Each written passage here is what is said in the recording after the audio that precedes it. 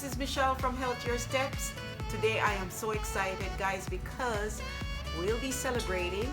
Tomorrow will be Jamaica's independence celebration. And in light of that, I decided to make some Jamaican dishes with you. And today I'm going to show you how I make my Jamaican ackee with ackee that came from Jamaica. So I have these ackee. They were in my freezer that my sister-in-law sent for me.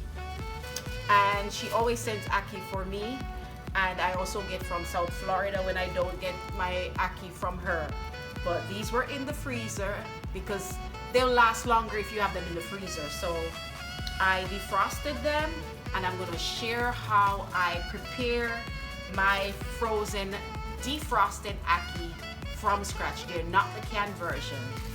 And they're a little tricky because sometimes they get real mushy. So I have to cook them gently.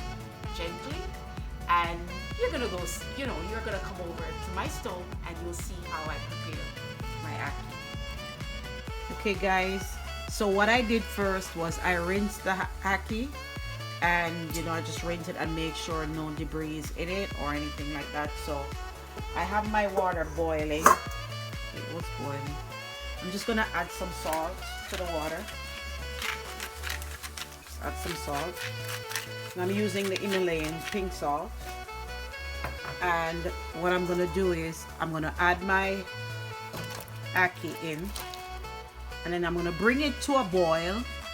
And once it gets to a boil, then I'm going to cook it until it's tender, but I don't want it mushy. So I'm gonna keep an eye on it. So probably 10 minutes. I'm going to check it and make sure it's cooked. So I'll be back again, and in the meantime, while it's cooking, I'm going to prepare some dumplings, some boiled dumplings. Okay guys, I'm in the kitchen at the stove, and I'm going to show you how I boil my ackee. So I rinse the ackee. You have to make sure I rinse it, make sure there's no debris, and then I'm going to add some salt to my water. I'm adding Himalayan salt, and then what I'm gonna do is add the ackee, and I'm gonna let it boil for roughly 10 minutes, and to make it tender but not mushy. So I might have to go a little longer. I'm gonna test it because there are different types of varieties of ackee. There's the butter ackee that cooks so soft and it's mushy, and there's the firmer texture. So depending on which texture ackee it is, I'll test it and I'll see. Okay guys, the 10 minutes is up, so I'm gonna turn off the stove, and I am going to, let's see, yes, oh yeah, it's soft. So I'm gonna pour it in my colander. I'm gonna pour it. Be careful when you're doing this, guys, and you're gonna have to be gentle. See, you have to be very gentle. And okay, the next thing I'm gonna do is I'm gonna go ahead now and get ready to saute my veggies. So that's it, guys, you see. Right, so the next thing I'm doing is gonna cook it up. So okay, so I have my oil that's heated. I'm gonna add some onions to it, to saute some onions. Okay.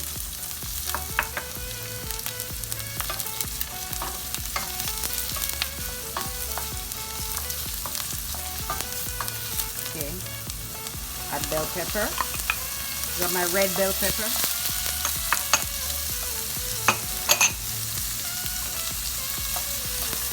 Some garlic,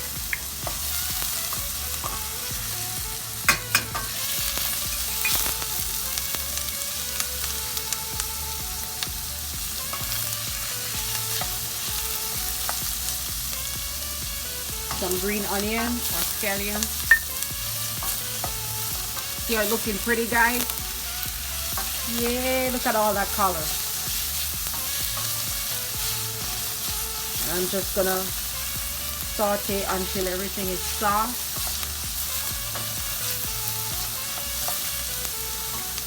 Next, I'm gonna add some tomato. And now I'm gonna go ahead and add my salt, because after I add my ackee, I don't want to do too much stirring, because I don't want to be stirring trying to get all. So I'm gonna add the salt. I'm gonna add the salt right now. Not a lot, but you know.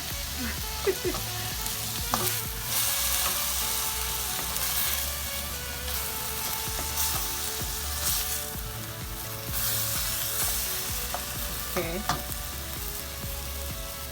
I'm gonna add a pepper, but I keep my pepper whole. I never chop up my pepper because most people don't like the heat. So it depends on who you're cooking for, whether you wanna use the pepper or not. But for the most part, I really don't. And if I do, it's just a little for extra flavor, but not that fiery heat. Okay. You gotta really just let it sweat. You know, I'm just gonna cook it, let it sweat, and then I'm gonna gently add. I said gentle. Look at that, guys. And then this is where you're gonna be so careful, because you don't want it to get all mushy. Gentle stir, and I'm gonna then cover it and let the tomatoes cook and let it just finish cooking.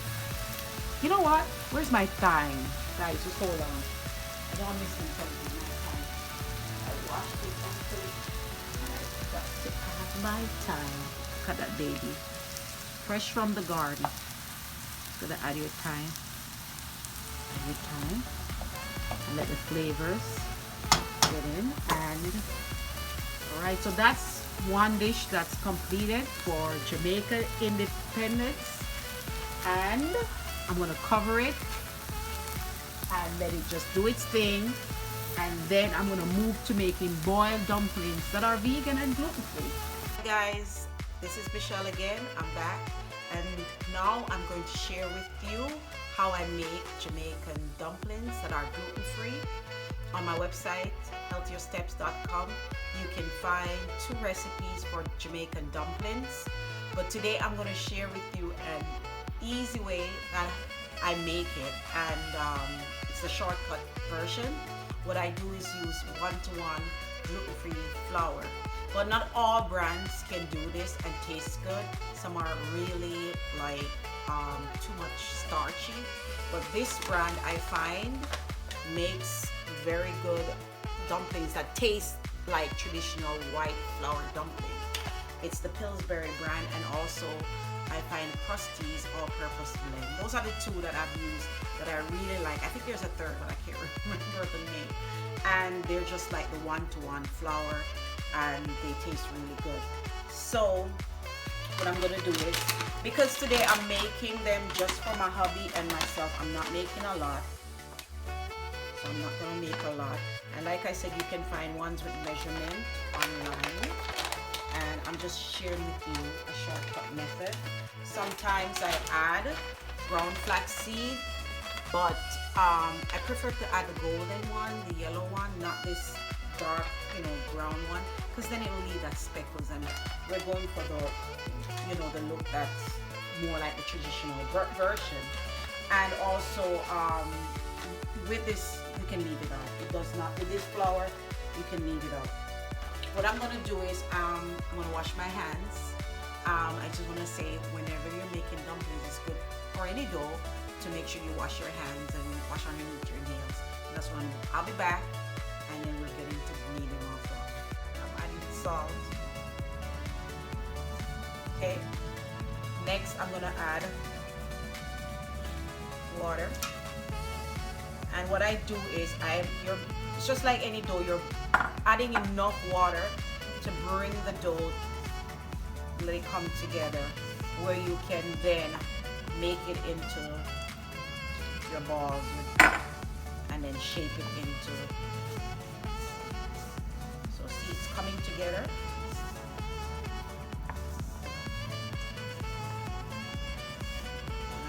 enough water for it to come together, but it's still soft enough. Okay. I think I have enough water in it because I don't want it to be too wet either. So basically, the dough is coming together. And this is gluten-free flour, so it feels different from traditional flour, but they added starches in it to hold it together. So this is a commercial one. If you want one that's made from scratch, it's on my website on healthiersteps.com. So basically, that's it. Form into a dough ball. Okay. And that's next. I'm gonna go to the stove and I'm gonna shape it. So you can come over to my stove. Okay, guys. See, I'm over by the stove and the water is boiling, and it's salted water. You add some salt to your water and it's boiling, and then I'm going to take a piece and I'm going to roll it into a ball. See, I'm rolling it into a ball, and then I'm going to press the middle, and then I'm going to shape it into a disc, a round disc. See, just going to shape it. That's it. And put it in the boiling water. And I'm going to take another piece, and then I'm going to repeat, and that's it, guys. I'm going to repeat, and then I'm going to let it boil for at least 20 to 30 minutes. I like it, my grains to be completely boiled.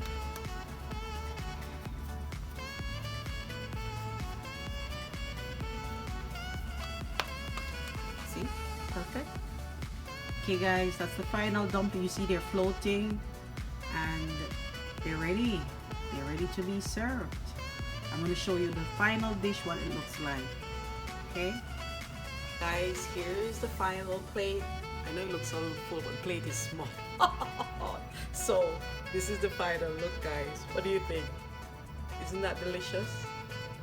This is vegan, gluten-free ackee and dumplings with plantains and callaloo and Jamaican avocado. Isn't that gorgeous? I'm gonna dig in. See you soon on the next video. Bye. Happy Independence.